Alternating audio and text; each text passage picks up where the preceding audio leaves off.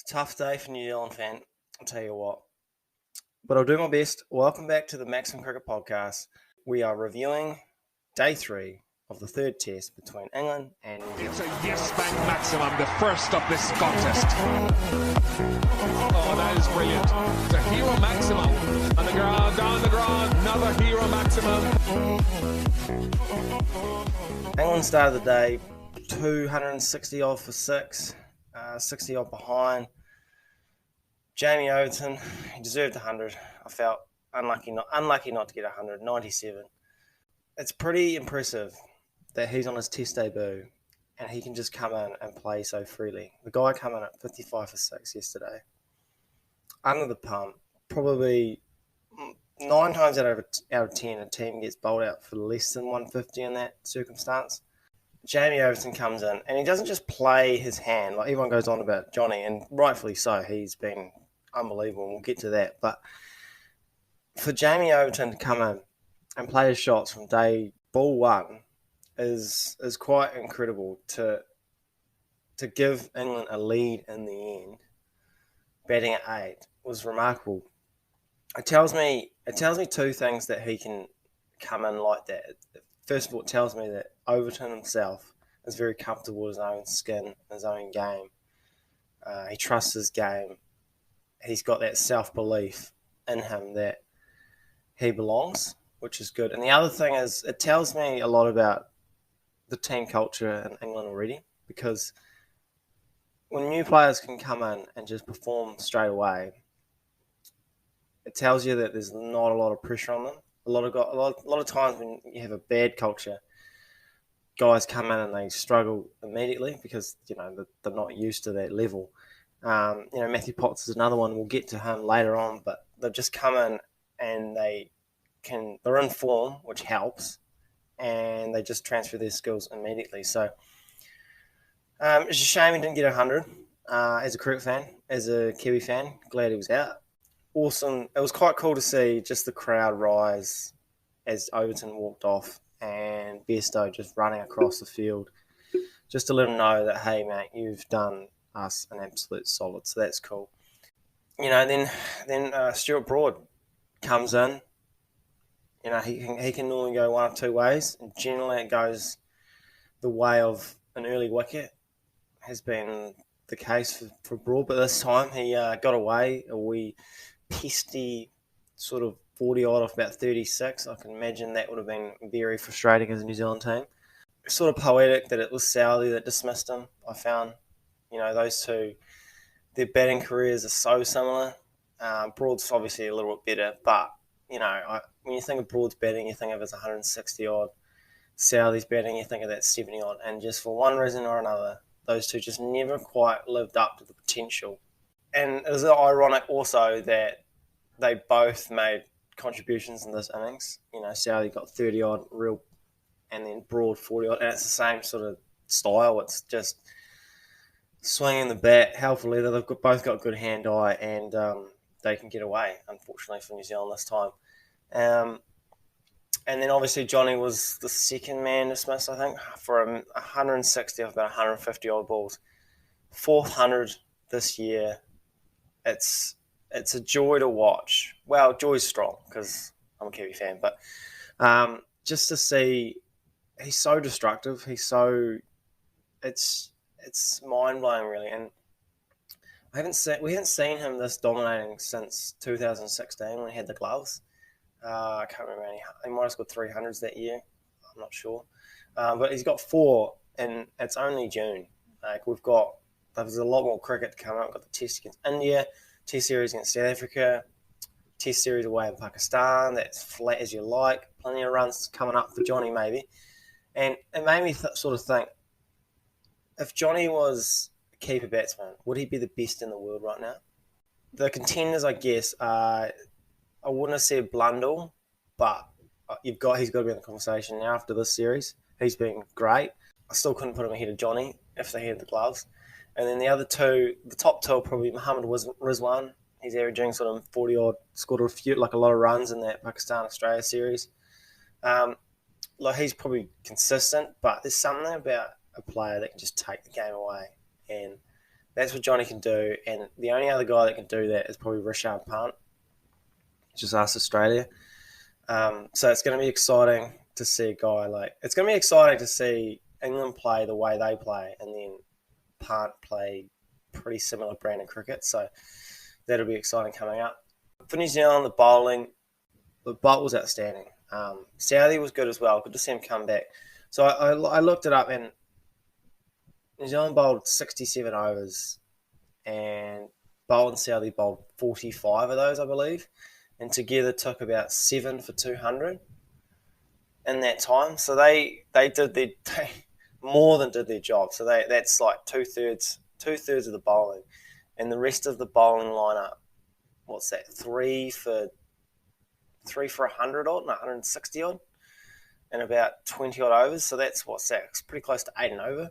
I mean, I hate to continually go on about selection, but that is just, it's terrible, man. Like, you can't just put your premier fast bowlers under that much stress because you can't pick a bowling attack around them.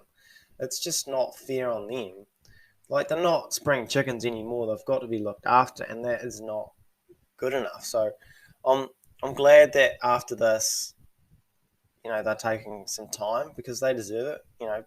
Particularly someone like Bolt, who's played, I want to say, every game for the IPL. I'm not sure, but he's probably bowling his best ever. So if we want these guys around in 5 years' time, it's time to start looking out for them. So we'll talk about selection probably in the main pod, but I guess like when England get 360, knowing they're 55 for England were 55 for 6, it's not good, not ideal, but considering England were 290 odd for 6, to pull it back to 360, to get sort of parity after that first innings, you sort of take that, I guess. And then with the bat, New Zealand started quite well. They lost that early wicket of Young, but then when you get Latham, you get Williamson together, runs are starting to flow.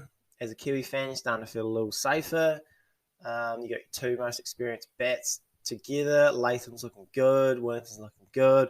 Latham in particular, I love when he plays like this. I just want him to play like this more often. When he's obviously he's a good lever of the ball, but when he's being aggressive, he just hits differently. Like the way he hits the ball, cover drive, back foot drive, the on drive, we clip off the pads. He's so beautiful to watch. He's so, I think that's why people like him. He just looks good. Looking good will take you a long way. Just ask Ollie Pope.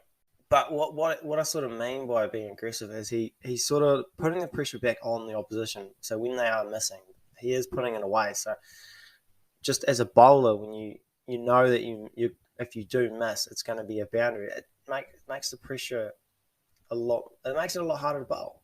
So, things are going just swimmingly for New Zealand at this point at T. I think it's 120 odd for 1. Top order's going well. That you take that any day of the week, and then even when Latham was dismissed for a fine 70 odd, would have liked 100, probably deserved 100, but never mind. 150 odd for 2, I believe, when the rain came down. You've got Conway in, you've got Williamson, their two best bats probably. Things are looking great. The rain's in, so we'll probably hopefully hit him for the night, go again in the morning. That was incorrect, as I bet New Zealand wished that they never came back out, because the second they came out, Joe Root bowled. It wasn't an amazing delivery. It just sort of slid on with the arm, and then Conway just sort of hit the inside edge. And to be fair, Ollie Pope, that was a sensational catch. Low, to his left, one-hander. That's tough, and that's a very impressive catch. And suddenly, things started to open up. And just on Conway, it's been a really disappointing tour for him. It really has. 150. We had high hopes on this fella. Averaging 60 going into the series. I'm not sure what it is now, but it'll be well lower than that. It just feels like he may have been found out a little bit. Can't remember who said it, but I was listening to someone, and they were talking about how he instead of getting outside edges, he keeps finding the inside edge of the bat. And teams starting to target that. That's the thing about Test cricket, I guess, is, there's all this footage and there's all this scrutiny. Like, you can sort of, it's not quite the same in the first class game or when you're in and out, when you're sort of new. People don't know a lot about you, but as time goes on and as, someone like Conway is a key wicket going into the series, people do their research and they sort of start to figure out little deficiencies in your game. So, I no doubt Conway will come back, but, will he reach those heights again that he started with? I'm not too sure, but, hopefully he does. Yeah, after that was Stokes made the big call. So Root obviously got that wicket. And generally, club cricketers, you get a wicket, you stay on sort of thing. That's not quite the case for Ben Stokes. So he must have seen Williamson was on strike. And when Williamson's on strike, the best bowler in England to bowl to Williamson at the moment is Matthew Potts, who, I touched on it before, has been a bit of a revelation. I don't know how he's going to go away from home. We'll find out. But just the way he sort of angles the ball in to right-handers and just has the ability to sort of nip it away, straighten it a touch, and does have the odd one to go the other way as well. I find like he keeps making right-handers play when they don't need to do it. And at first you're like, well, he doesn't need to play that. He doesn't need to play that. But when he keeps doing it time and time again, he's obviously doing something. The angle seems to be fooling a lot of people into playing the ball. So they think it's closer to the stumps than it really is. So he nicked one. And then after that, Henry Nicholls that is, I hate calling dismissal soft, but that is as soft as it gets, unfortunately. Just a pretty nothing delivery from Jack Leach. And he sort of come down the wicket and just pushed it back. Decent catch, but that's just so disappointing to look back on, especially in the position we're at. It's a bit of a in-between shot where you're sort of pushing. You should have got over the top. I don't know, but that's a tough one to swallow as a Kiwi fan, and that sort of leaves New Zealand 160 odd for 5 at the break, only 130 odd ahead. What's going to happen tomorrow? Well, look, my heart we want two things. We want another miracle batting performance from Blundell and Mitchell. To be fair, it's not really a miracle if it keeps happening. So let's have them put on 200 and we'll go again. We'll nick them off. Or rain. Okay, we already had a bit of rain in the leads. Wouldn't mind a little more. But my brain tells me this could be over tomorrow. I can see New Zealand all out for 220, 230, 240, and then England just chasing down 200 and bloody 25 overs or something stupid. Who knows with these guys? And that could lead. To be fair, if they go gung ho again, England would just be all out for 120. Who knows? It's probably not going to happen, knowing this trip. But we'll go again tomorrow. Join me tomorrow. Help me deal with this trauma. I'll see you then.